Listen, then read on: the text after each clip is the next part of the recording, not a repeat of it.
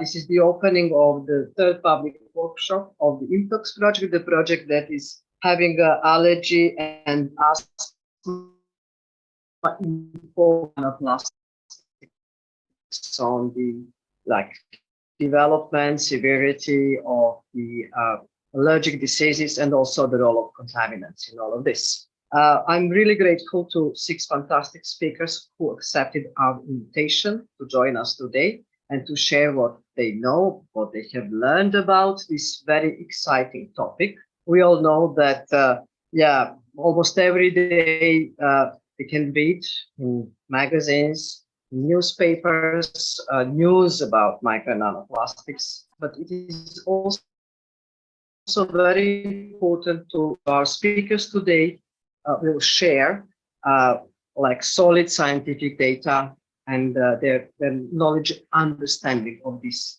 very intriguing topic of the effects of micro and nanoplastics on human health.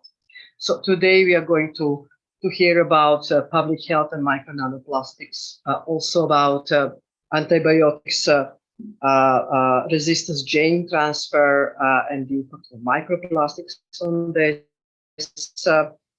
We will also hear about Imptox project, input into human risk assessment, something about new methodologies such as biomedical imaging of micro nanoplastics, also the challenges of nanoplastics analysis, and the topic, the last one of the workshop, will probably be very intriguing to everyone, the impact of micro nanoplastics in cancer formation, the first in vivo data.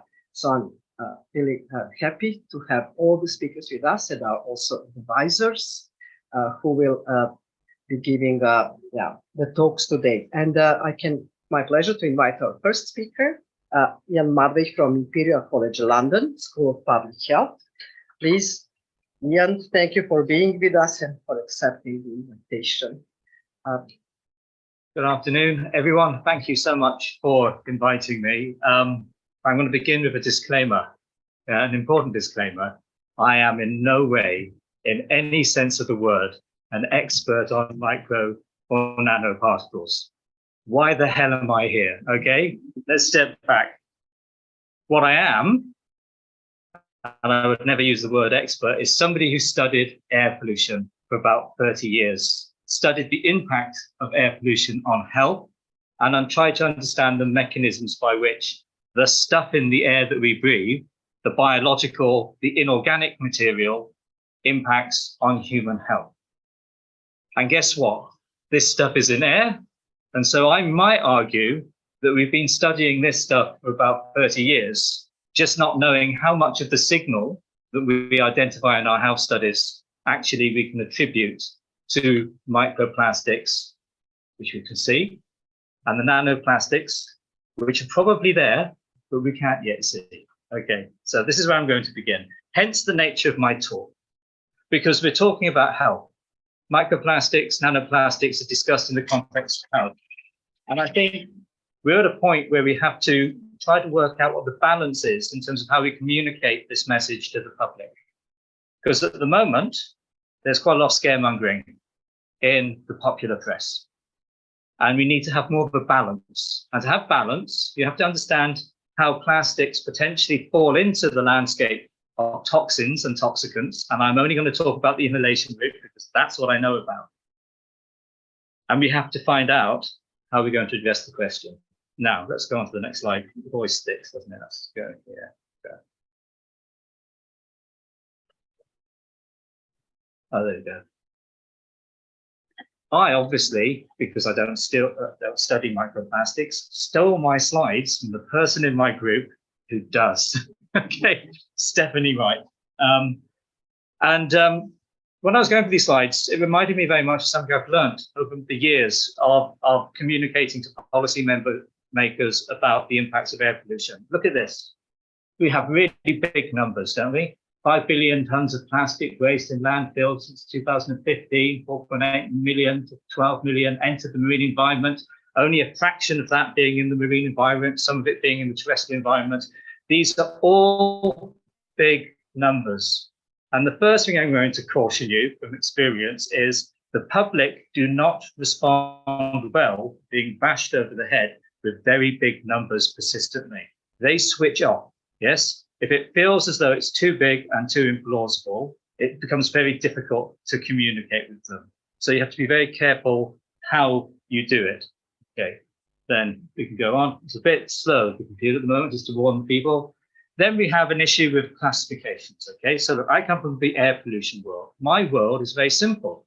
We have PM10, particulate matter less than 10 microns, that can be inhaled, but will probably deposit in the central airways. We have PM2.5, which is aspirable and go beyond the thoracic airways into the deeper lung. And then we have ultrafines, nanoparticles, 100 nanometers. We use those classifications to talk about deposition so we can link what we breathe to health.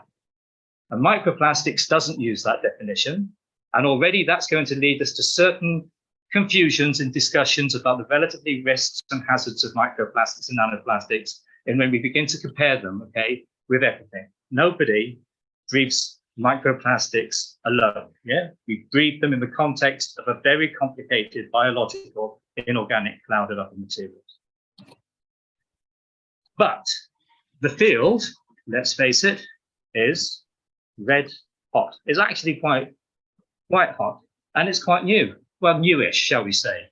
This is a timeline that my colleagues put together just to put in some of the information about how current it is. When we begin to see, from my point of view, the first evidence that there are particles in the air from fallout experiments from around 2016 to evidence in indoor air. So then you get to about 2019, people begin to identify microplastics in biological fluids. And that's when the newspapers get involved, the media gets involved, and the public become very excited.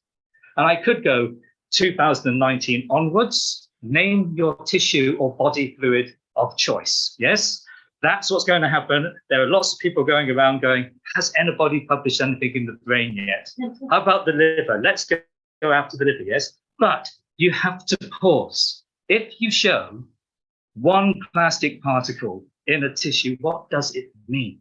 Yes, these measurements are really difficult.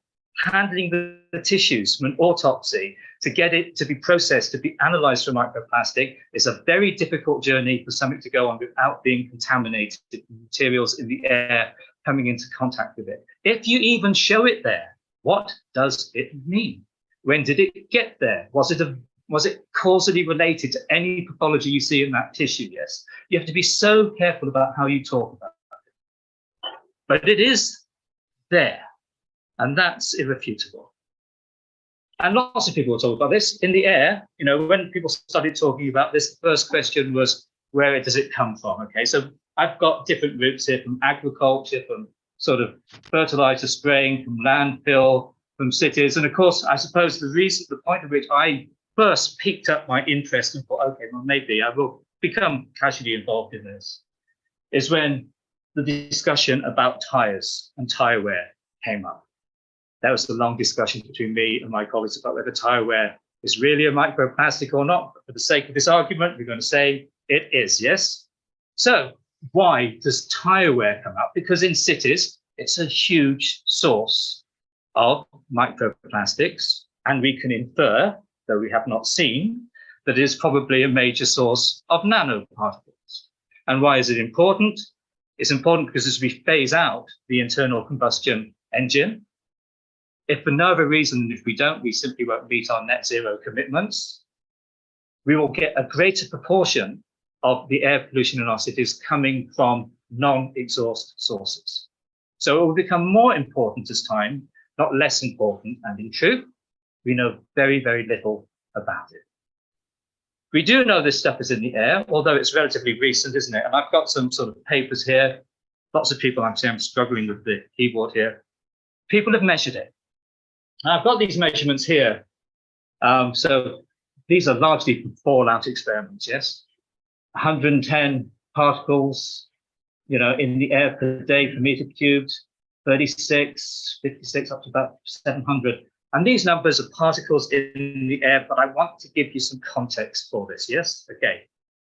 The number of particles less than 100 nanometers you measure by the side of a busy road in my city, or indeed any city which has a high proportion of diesel vehicles, is in the order of 35 to 60,000 particles per cubic centimeter. You can do the maths to convert that to a meter cubed, yes, to work out how many particles there are. So from the get-go, you can conclude that the number of plastic particles in the air is going to be a relatively small percentage, yes, of the total number of particles from other sources within the air. The danger of looking at it that way is you conclude they're not important because there's more other stuff than there is of this stuff. And that's a mistake, yes, because it doesn't take into consideration how different compositions and different forms of materials may act. But we'll get onto that in a second.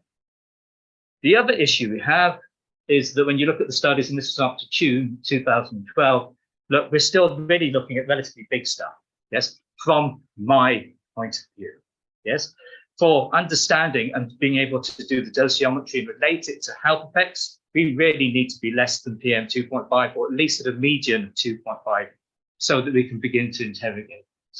And we're getting there, but we really aren't there yet. And unfortunately, the type of data you need to integrate this information into health studies, yes, is like daily samples over 4 years at multiple sites. So even if we get the technology then has to be fused with high throughput methodology, so you get long-term time series to look at this sort of information. Okay, then I put here that these are just, again, a table of what has been measured. And I'm going to just point out these measurements are relatively low concentrations compared to the concentration of other components, particle and fiber components within ambient air. Now, but is it a hazard? And this is, again, when we have to be very careful about how we communicate things to the public. Let us not confuse what a hazard and a risk is to the general public, yes? Currently, people are assessing whether microplastics, different polymer types, are toxic in isolation, yes? And you will find that there is a relative ranking of their toxicology, yes? Based on their size, shape, charge, all the things that we've studied, the additives. But that does not mean that there is a population risk. You need an extra step beyond that to begin to think about what the population exposure is to those compounds which have different hazards. And when you do that, there's another thing to consider. When you do these experiments, you do them in isolation. No, as I said, nobody breathes this stuff alone. It's breathed in the context of everything else. If I take a PM 2.5 sample from London and I use that for in vitro toxicology, I use it for in vivo work, some of that is, by definition, microplastic. So everything we're doing is a mixture. We're doing complicated mixture effects. And what we don't know is how the plastics interact with all the other components. That's a complete unknown. Now, I'm going to give you some numbers again. Again, this is the big numbers which are going to sort of like, this is how I think about air pollution. And I'm doing this to take you down a route to give you some cautionary, I think, notes about how this communication should go. And also to warn you about some of the things which are going to become a self-fulfilling prophecy in this field without a bit of care. This is an old infographic. This is from the 2016 World Health Organization. But this is the sort of headline figures I might give to a politician to generate interest and tell them we need research funding. How many people died prematurely because of indoor and outdoor air pollution each year? For indoor air pollution, at the top, 3.8 million deaths. For outdoor pollution, 4.2 million deaths. That's a bit of a chunky number. And at the time they did this, and these values actually are almost predominantly driven by PM 2.5 and its effects on cardiopulmonary mortality. That's where those numbers are, yeah? And if you look at what the people from air pollution, the stuff we breathe as a mixture, are dying from, cardiovascular disease, stroke, pulmonary disease, that's all incorporated into that headline figure of premature death. But it excludes, because nobody's introduced it yet, the effects on mental health, diabetes, new age or osteoporosis, dementia. So we underestimate this whole mixture. And the data on PM2.5 has evolved. These are really recent studies, and they're big studies looking at, I'm going to move, and I shout because of the microphone, don't I? These are big studies of 60 million people, and this is another one of 41 different cohorts. PM2.5 annual concentrations, relationship between long-term exposures and all-cause mortality. Here we have non-communicable disease, lower respiratory mortality. And again, I just want to make the point that this is a linear line that goes all the way down, very, very straight down to about 5 micrograms per meter cubed. And that's important. And again, it feeds into our debate here. That's the old WHO guideline for PM2.5 as an annual average, and it was updated in 2021 to 5 micrograms per meter cubed.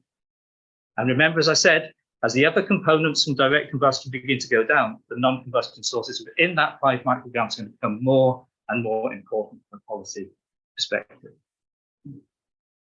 It's compositionally very variable. This is really simple data. This is background urban PM2.5. Don't have to read all of the colors there. Each of the colors are different chemical classes. You have organic carbon, elemental carbon. This is day-to-day variation in PM2.5 mass. The take-home message is that PM2.5 varies in components on a day-to-day basis, and it's very, very mixed. But nobody's done this and put microplastics or nanoplastics into that pie. I spent some time thinking about this talk, trying to work out where it sits in terms of the ECOC analysis which has been done, and what percentage of that would be the case. And I suppose the other thing about PM2.5 is actually very little of it comes from the exhaust. That black bit at the bottom is really the exhaust signal. Yeah, you can see the larger component bits of it are sort of like other metals really come from the exhaust. But we do know that traffic matters.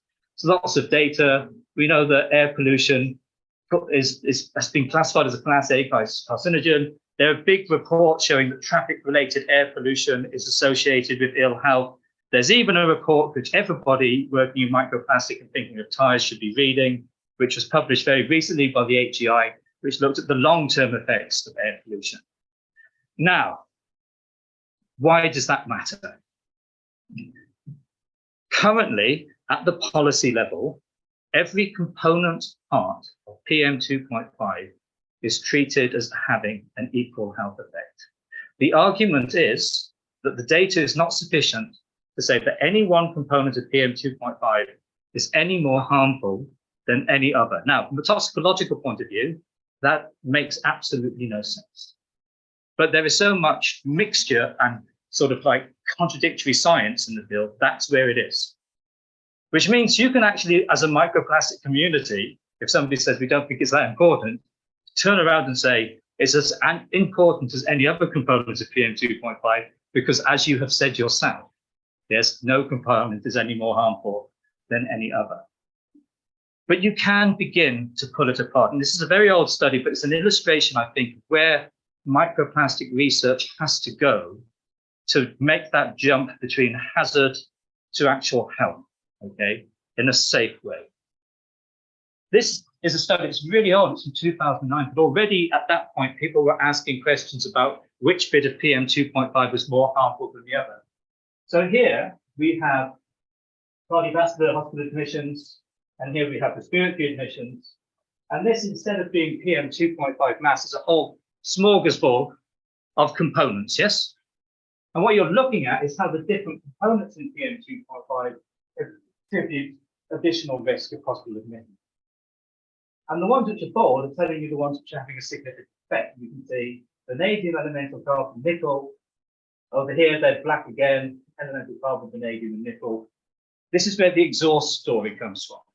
This data comes from daily data measurements of these components over a huge period of time. So you can do a time series analysis. And I would argue that microplastic measurements has to get to the point where you can get PM2.5 microplastic measurements on a daily basis over a long period of time in an historic archive, so you can do this type of work. Then you can begin to relate it to aspirin deaths, hospital admissions, and see if there's an association.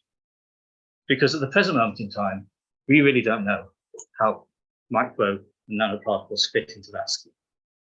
So that gets me onto this. Look, there are lots of summaries, and this is more of a philosophical talk than anything else, yes? We know it's there.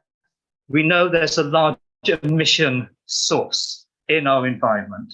We don't know what the actual dose our populations are exposed to, and we don't know how it potentially contributes to disease. And I think we have to be upfront about that and acknowledge that therefore there's a lot of work to be done to make those causal pathways make sense. Currently, there are no epidemiological studies. And in air pollution, epidemiology is king. Yes, let's not make a mistake here. The science is driven by the epidemiology because the epidemiology gives the clearest policy usable data to people working in the policy space. And actually, at the present moment in time, we still have to build up a toxicological database, and we have to think about that in the context of all of the other components. But now we get to my cautionary notes. It is a minor component of the mass of particles in the air. That, I think, is a give me. We know that this is the case. It will become a larger proportion as other emission sources decrease. But I would argue that when we look at its toxicology, we need to do it in the context of everything else that it's breathed with. Allergens, the bioaerosols, all the other particles in the air. I think this is really interesting from a policy point of view. They really struggle to fund investigations of the toxicology of different component parts of PM2.5 because they say it's all the same, but they're quite happy to speculate that there's a special type of toxicology for microplastics. It's a paradox. People in the same organizations hold different views about microplastics and nanoparticles to other component parts of PM2.5. And actually, for me, I think the nanoparticle community is a really good community for getting people to start thinking about the chemistry and the toxicology instead of simple metrics such as. And then the final one, this is something which really concerns me. They want models. They want us to measure microplastics so that we can give them to people who will produce models. And when they have models, they will be able to link it to health data sets, to health analysis. There is an intrinsic risk here, because unless there is a really big network of measurements and we understand how this dispersion process works in these particles, this is a self-fulfilling prophecy. If microplastics in the model simply represent a unitary 5% of the mass, then everything which has previously been shown to be associated with PM2.5 in health studies will automatically be associated with microplastics through collinearity effects. And we have to be extremely careful that when we build the models and we do the measurements, we get it right.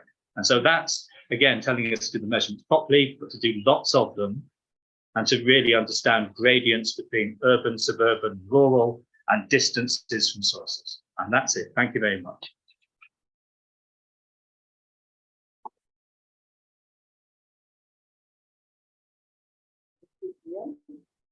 Very interesting lecture.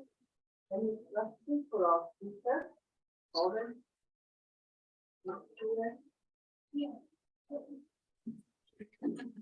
Thank you. What kind of technology could be added on to the particulate collectors that are used on the streets now? Can you build, can you build in the analysis to the existing technology? For the benefit of the people online who think we've just been invaded by aliens, what Dr. Daly was saying was, is there some sort of measurement technology which could be deployed in the real world that should give us a real-time measurement of microplastics? Yes? No, not at the present moment in time. Your best bet in the short term really is to be able to go to the filter archives, yes, and analyze them. And then I think probably you'd have to admit that the techniques which are available at the present moment in time to identify individual micro and nanoparticles in that matrix will not be fit for purpose when you're doing thousands of samples, yes, and you're trying to interrogate them in complicated mess and muddle of other chemistry, yes, but you could do it by pyrolysis, yeah. You could employ pyrolysis GCMS and use that to give you a day-to-day estimate of the sort of polymer composition of the air. Getting those measurements in a way that they are not contaminated and are truly representative of the air in the lab, that's a challenge, yes, because it is going to be a relatively small proportion of the measured mass. But that's the way to do it. I think the online instrumentation is downstream. I mean, we do have aerosol mass spectroscopy sites, but they won't do it. They won't give you this.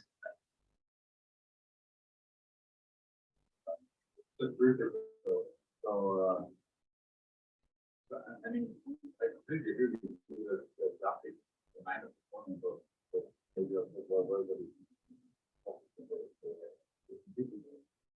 but that if you use graphic and make with content, very thought, very important something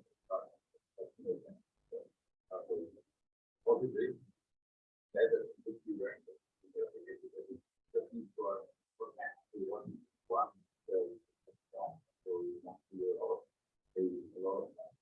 I agree entirely, but I think you have to think about the pathways.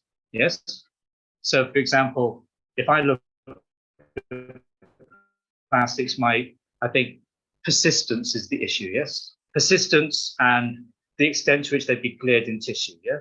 Do they absorb? Do they act like asbestos fibers, where you can sometimes in a smoker see that they absorb sort of like the condensate, and they dramatically increase the risk of lung cancer? Do they cause damage to the cells around them that become coated with cellular constituents, which allow them to actually be promoters of the immune system? But I think you have to be very specific and say the pathways by which microplastics are likely to cause hazard toxicology in vivo are likely to be different from those of particles which are less biopersistent. And so I think should be shaping our thinking about them, not in terms of whether they're a big proportion of the mass, but how they are interacting with biological systems and the types of conditions which are likely to be incorporated. So yes, cancer would be a good one. Clearly, interstitial lung disease would be another one which automatically springs to mind, yes, where you get that persistent irritation.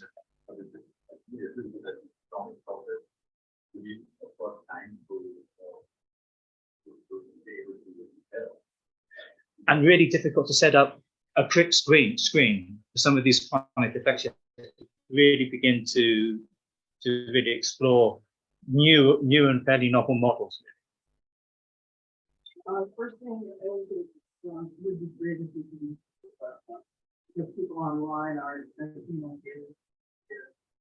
I'm just wondering when you're sort of to 2.5. Historically, when did it begin to do Right. So the question is about when did the measurements of PM10 and PM2.5 begin? Yes, they've been going for a very long time. back to the 70s in places. There's a health event horizon, I think, which is important, which is in the mid-1990s. Yes, so I think throughout Europe there was a perception that, and internationally, we had solved the air pollution problem, yes, through regulations, various clean air acts in European countries and in North America. It was really in the mid-1990s when Douglas Dockery did the 6 City study. They demonstrated that low levels, historically low levels of air pollution, PM2.5 particles, breathed over long periods of time, caused non-communicable disease and life shortening. And that was the point at which the interest in PM2.5 began, yes? And so in a sense, it's a really interesting narrative that people working in this field to follow, to see exactly the sort of like the nature of the evidence which was generated, to see exactly how we can now begin to integrate microplastics into that picture.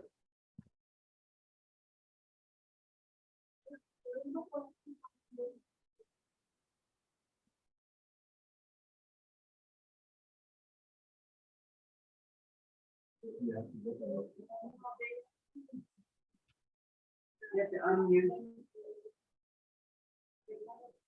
Could you just ask them to unmute the microphone? Could you unmute? So if you're speaking online, would it be possible for you to unmute your microphone? Yep. Can you hear me? Yes, we can hear you loud and clear. Okay. None of us online can really hear any of the questions. In fact, you're the only person we can hear talking, I have to say. So thank you very much for your presentation. I do want to ask about this issue of getting measurement data sufficiently robust and comprehensive. But the issue, of course, is that the mass spec type of analysis only gives us part of the information we need, particularly when it comes to potential toxicological impact, right? Because it's not just about how much you have of particular molecules, right, or particular materials. It's for toxicological impact, it's very much based on the size of the particles and also the surface chemistry of the particles, or what sort of biocorona they have, and that's you're not really going to get from mass spec. So I guess what I would say is, in terms of time series analysis, I would suggest that you were using a time series of PM2.5, so you knew that what you were measuring was respirable. In terms of the surface chemistry, I completely agree with you in absolutely every way, but that's not the way in which air pollution is regulated. Air pollution is regulated based on mass, irregardless of the independent toxicological profiles of the components of PM2.5, and irregardless of the way in which that PM2.5 interacts with complicated biological media. And part of the reason for that has been the paucity, the relative paucity of investment in toxicology in this area to address that question. And so, in a sense, you're right, but I'm going to do that terrible thing that all academics do, of saying, you really want to answer that question, you have to invest much more money in trying to understand these questions. Yes, well, I'm leading this project at the moment called MONPLAS, it's Horizon 2020 ITN project, and we're developing new analytical technologies to answer some of these questions, mostly focused on water, but of course these things are scalable to air. And there are a couple of projects on toxicological impacts. However, most of it's actually just developing the analytical technology. But I take your point about mass being important from the point of view of regulation, but then regulation never changes unless you actually have the tools to demonstrate that actually there are other aspects which are equally as important, and we should therefore be measuring those properties as well. No, I agree. But 2010, in the WHO report, they had a research recommendation, which was that we should acknowledge the importance of particle number, concentration, and the findings. And it's a research recommendation that we should probably put in place a measurement campaign infrastructure to make those measurements. In 2021, it remains only a research recommendation. So the things we need to do, the innovation we need to do to push forward the information which goes to regulation simply isn't there at this present moment in time. And I say all power to people who are actually doing fundamental work, looking at the nature of the chemistry of particles in the air across different size ranges, especially if they do that thorny thing, trying to understand how particles interact with biological compartments. Okay. Thank you. Thank you. Thank you. Well, we are behind the schedule. I'm sorry I had to interrupt.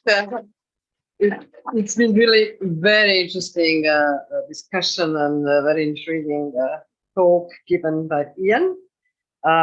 Well, I also have pleasure to invite as next speaker Hans-Peter Grossert from Leibniz Institute for Freshwater Ecology and Inland Fisheries, and he's going to give us a talk on a type of microplastics differential impact antibiotics resistance gene transfer. So please, Hans, thank you for being with us. The mic is yours.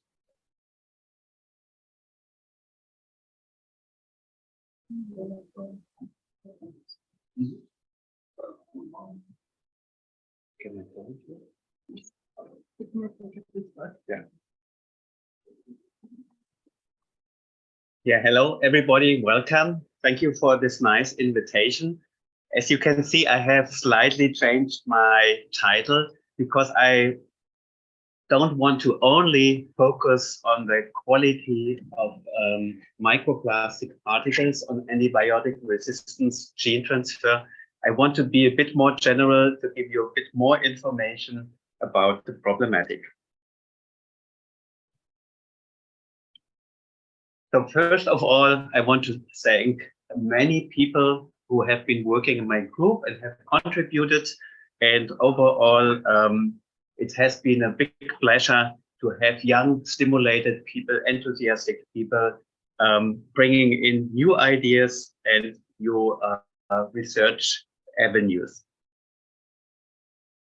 So as a general introduction, you all know in environmental sciences, we are dealing recently with a lot of topics related to global change and urbanization, everybody knows.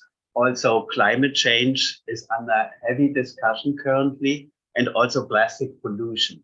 And the big question is, what happens actually in the environment, and does it feed back to human health in the end? And to be honest, we have used antibiotic-resistant gene transfer as a model system, how microplastic surfaces can change natural processes in the environment and can also affect large-scale processes like carbon cycling, nitrogen cycling, and so on.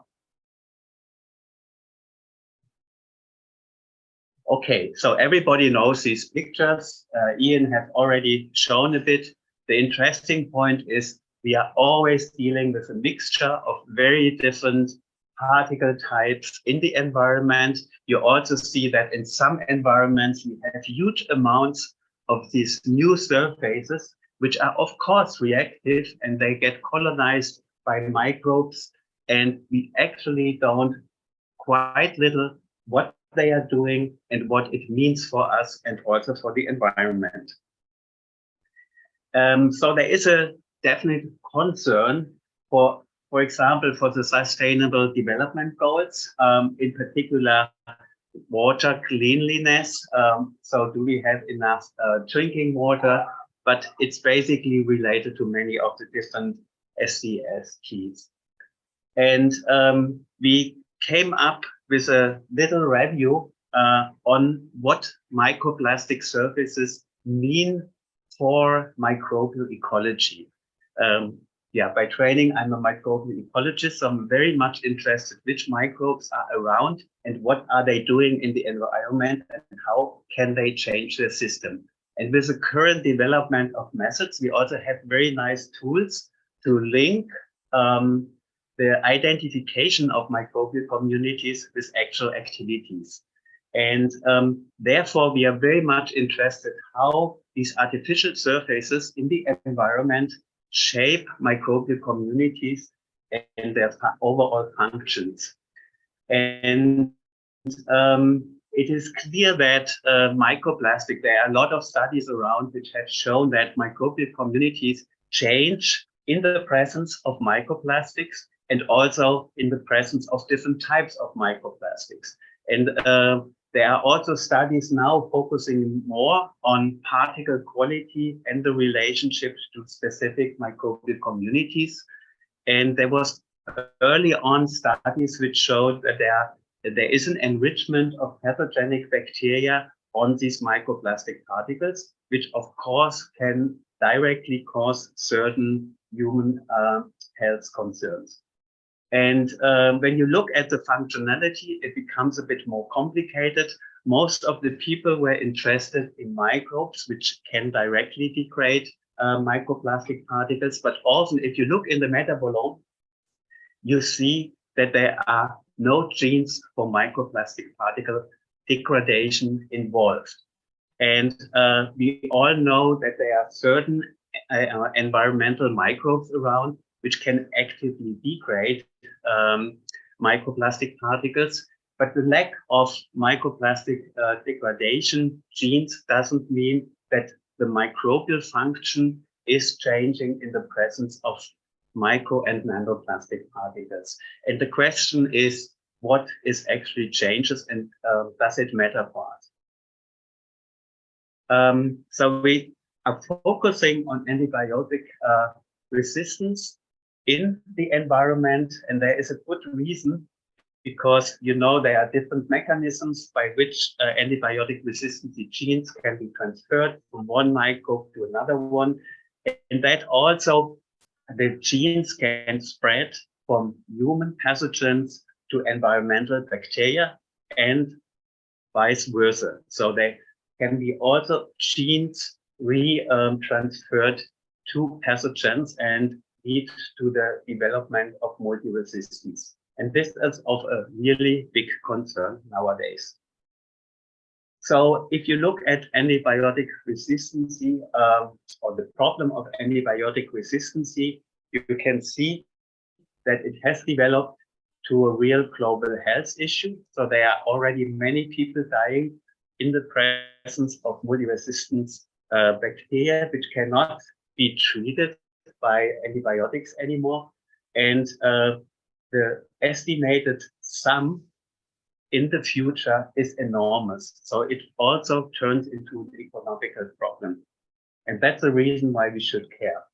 And when you think about where microplastic and nanoplastic particles come from in aquatic systems, wastewater treatment plants are a major source. Fortunately, there are technologies developed by which the amount of micro and nanoplastic being released to the environment can be substantially reduced. But in many countries, it's still the major source of microplastic in aquatic systems.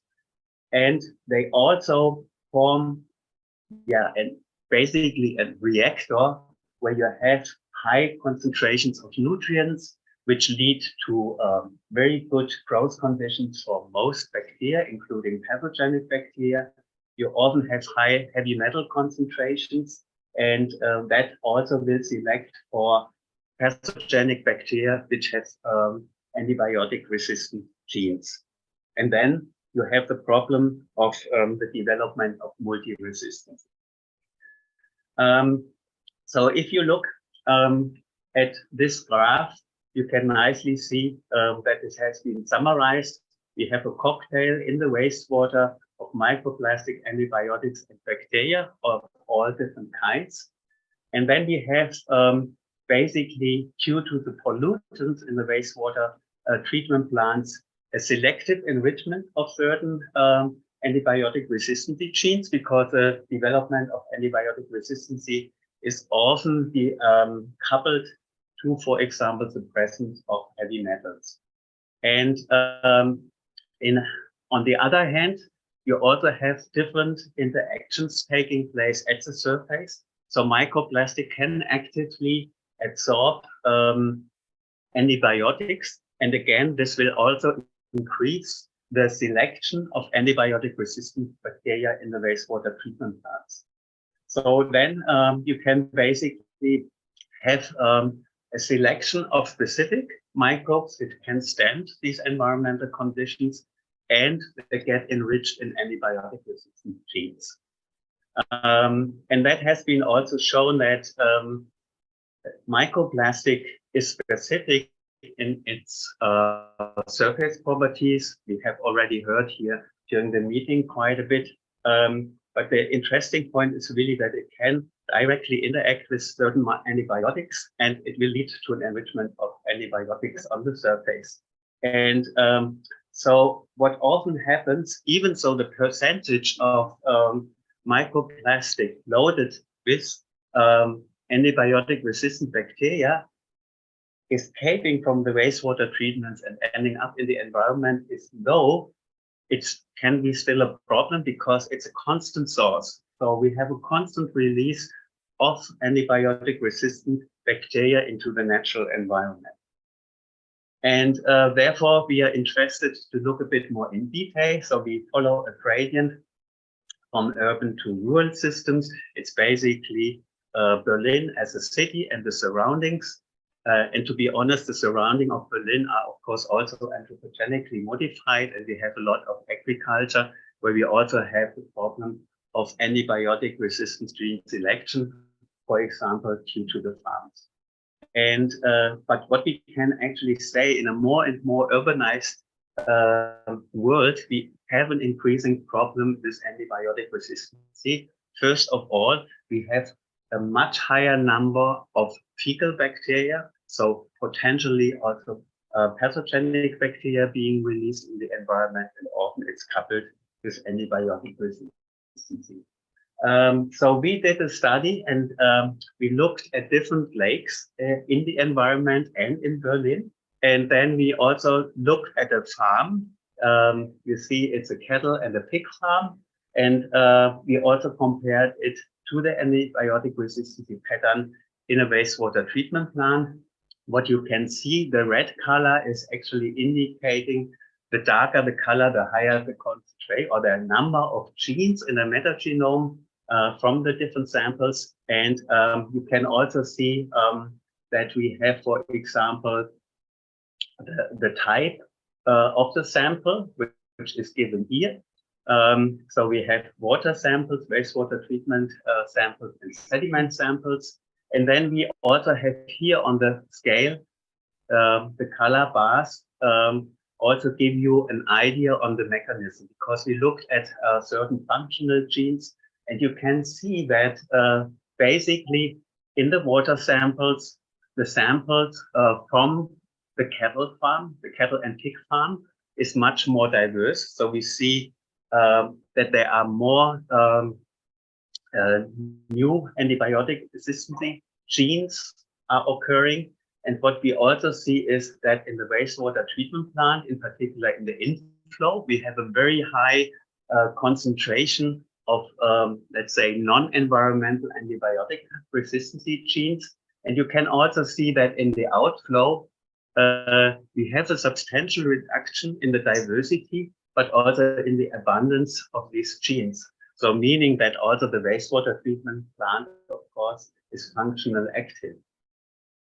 But you also see, that there are a lot of genes still being released into the environment. And I also presented the sediments, because the sediments can be used as an archive of antibiotic resistance. And you also see that the diversity and the concentration of these genes is often much higher in the sediments. But these are ongoing research. And together with colleagues from China, we looked at the Yangtze River.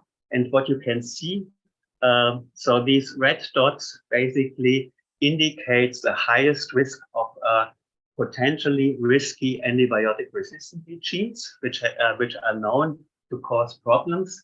And what you see is basically that in particular in the urbanized areas, for example, here in the river mouth, and due to the fish production facilities, we have the development or the presence of antibiotic resistant genes, which can cause potential human harm.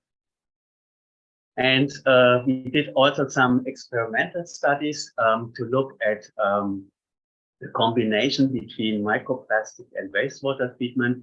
And you can see that basically with the increasing concentration of microplastic particles in our incubation vessels, we get a higher similarity both in the lake water and on the particle. And that means we shift the communities to more generalistic communities.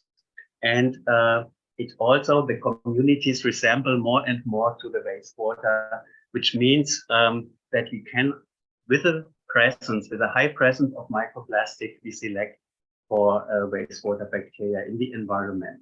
And that is also coupled to an increase, for example, in the integrase 1 gene, meaning that also antibiotic resistance is increasing, in particular on the microplastic, as you can see. This is basically a linear process in dependence on the microplastic particles in the vessels.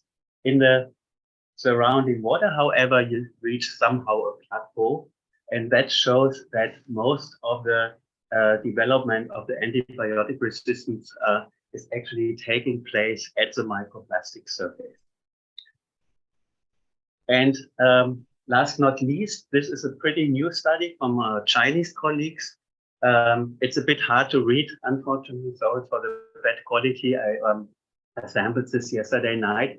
But what you can see is they looked for the enrichment of specific antibiotic resistant genes. Here are the different antibiotics given. And what you can see on the different plastic types, you also see a different enrichment of different antibiotic resistance genes, meaning that not only the concentration, but also the quality of the microplastic particles have a big impact on the selection of certain antibiotic resistant genes. And that is also related to what Ian just previously said. We have to know more about the quality of microplastic particles, but this is a huge problem in the environment because we are always dealing with a mixture. The particles have a different legacy, basically, there's different history. They have been exposed to different environments, and they are colonized by different bacterial communities. Last not least, there are more and more studies arising. So we started with a model system where we could prove that surfaces, and in particular microplastics, accelerate, increase the exchange of antibiotic resistant genes and also other functional genes, I have to add. And this is a rather recent review, and the list is still longer, but you also see that only a few studies so far use metagenomics. And metagenomics, if you can generate long reads, can give you a nice linkage between microbial community structure and the transfer of specific functional genes. And that's what we are currently doing. And we hope that we also see which bacteria transfer which genes to which bacteria and how the genes in general can be transferred through the environment. From the Chinese study in the Yangtze River, we have seen that specific pathogenic bacteria in the urban environment can actually transfer certain antibiotic resistant genes to environmental bacteria. That is proven. So far, we don't know how much these genes get transferred back, and also how risky they are for humans. And with that, I want to give you some take-home message. Microplastic in aquatic system is often released from wastewater treatment plants, not only, of course, but wastewater treatment plants are a major source. In the wastewater treatment plants, these microplastic particles interact with all different kinds of antibiotics, but not only antibiotics, but also pathogens. And in particular, microplastic can select for specific bacteria. And this, of course, influences the antibiotic resistance of the microbial community, and in particular, the mechanism how these genes get transferred from the pathogenic bacteria to the environmental bacteria. So we believe that microplastic, due to the changes in the gene transfer, in particular of antibiotic resistant genes, but it can be also other genes, keep that in mind. The microplastic particles are of a kind of great health concern, but it has not been quantified yet, and that is something what has to be urgently done. And what we can say is that urbanization generally increases the abundance and the diversity of antibiotic resistance genes in the environment, and therefore also increase the potential risk for new multi-resistant bacteria, which can, of course, also affect environmental, animal, and also human health.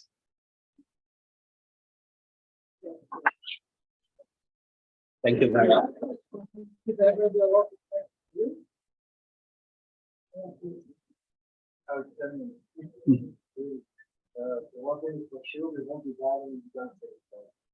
No, we should not dive in the Yangtze River. I'll pick up. This was just a comment. So Building our this talk of diving. No, what I actually was wondering, do you have any idea or information about the temporal distribution and the stability of these antimicrobial resistance genes or virulence genes in the metagenome in function of agricultural practices? Especially having two moments in mind, like spreading of the manure on the agricultural fields and the heavy rainfalls, that probably are going to result in a widespread of the polyforms, and they typically carry a lot of those genes. Do you have any information about it? in principle, I should be able to give you an answer because we planned exactly for this study last year. But the problem is we wanted to look at heavy rain events, but we didn't have any. So I cannot give you an answer yet, but it is what we did is we sampled around different farms in Germany, and you can see that the antibiotic resistant genes get spread, not only via soil, but also, for example, by flies. In the stables, you often have a high concentration of flies, and you can still detect the same bacteria. So we did whole genome sequencing up to more than 1 kilometer away from the farm. And that, of course, means they could be also in a kitchen by nearby houses, for example, and then you have a potential exchange of these genes directly from the farm to households, for example. We did something similar where we used the flies. Actually, we found that the flies are the most important physical hazard in the food people, what they see actually in the food product. And then we looked at the microbiome of the flies, and now we want to see whether this really gets transferred to the food. And that might be a vehicle indeed of bringing the emergence. Yeah, colleagues of mine from the Leibniz Institute for it's a microbial collection in Germany, BSMZ.